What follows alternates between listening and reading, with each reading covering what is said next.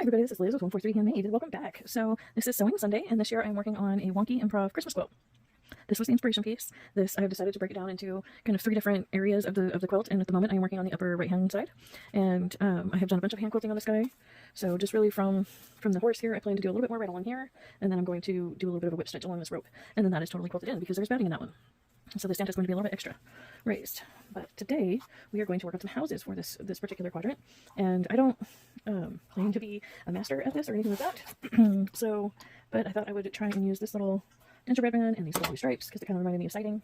And so I'm going to just, well actually no, I don't want to just jump in because I want to give myself some seam allowance so I'm not cutting him off too badly because he's already cut off down here. So let's see how we want to angle that.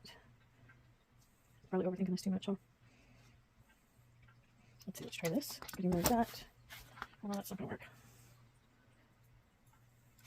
I don't know what I'm doing here. So, let's see. I now need a little bit of seam allowance, but that leaves this corner here where his foot is cut off. So I just want to add in a little green. Hopefully nobody notices his little cut foot. Or do I just cover that, cross that line, and he's just peeking out the door? That's what we're going to do. He's just peeking out the door. Okay. So, we'll be right back. I'm right here.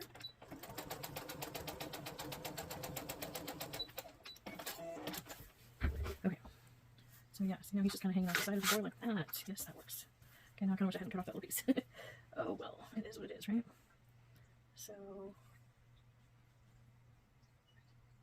I'm just gonna cut it like that. And just nobody's gonna overthink the little cements, or the little, not cement, the little gingerbread foot, right?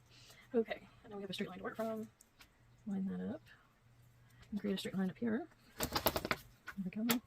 And now I can flip it like this and create a straight line this way. Line everything up. And all as far as good.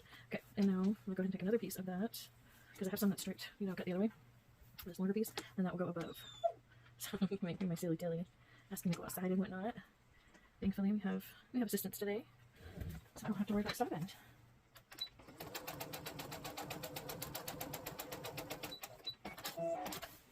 Okay, let me open that out and trim that. There we go. And add this to the top, and we can even, do I want to keep that white line? No, I don't want to keep the white line.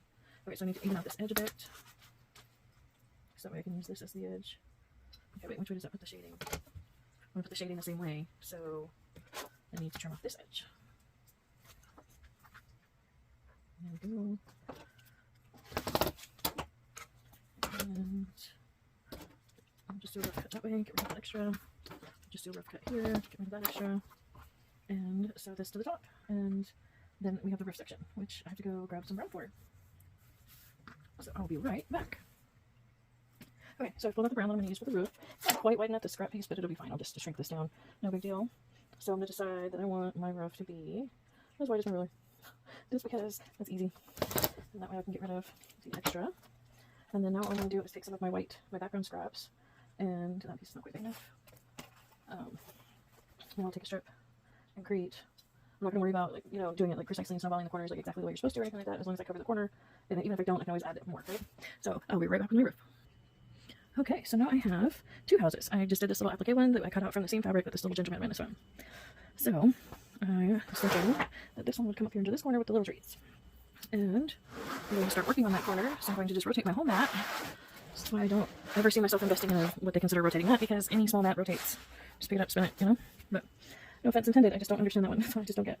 Okay, so what I'm going to start off by doing is taking this block, and it's going to be, actually let's make this block the upper corner, because I have some extra space on this one that I don't on that one, too, on this side. So, I'm going to cut this, let's see, where should I have that? Okay, I want that nice and flat there, there we go. That's where I want that. There we go. And then go ahead and go that way and clean up the cuts, because I still have not replaced the blade of my rotary cutter. Don't be like me. Replace your rotary cutter whenever you have problems with it. It's just easier. Save yourself the trouble. Okay, there we go. So this is now the upper corner, like so, And now, let's see, I want to arrange these with it.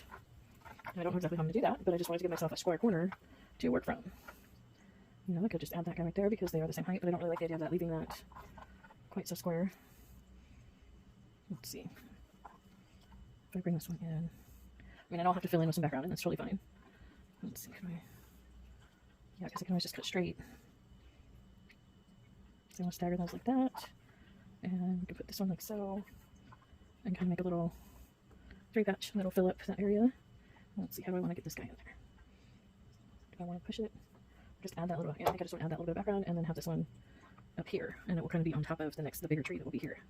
Okay, so in order to put these together, what I'm going to do is just lay my ruler on here and cut a straight line. And then take the background back from the area that I don't want. Okay. And then, but to slice these two together, what I'm going to do is lay this one on top. So I don't want them quite lined up. You know what I mean? I don't want the points even. And just cut right along the bottom of this guy. So that way this edge now matches it. Okay, so now I'm going to sew these guys together, making sure those points are not lined up.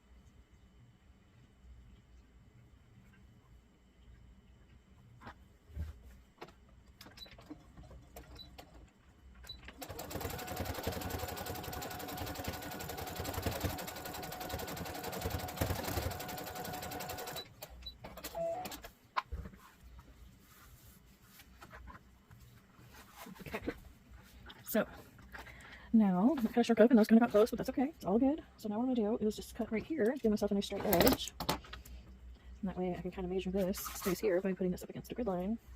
And now I know I need a filler strip that is, 5 inches wide. Let's see. Oh, this is 4. So let's see. I don't think I have any that is that wide.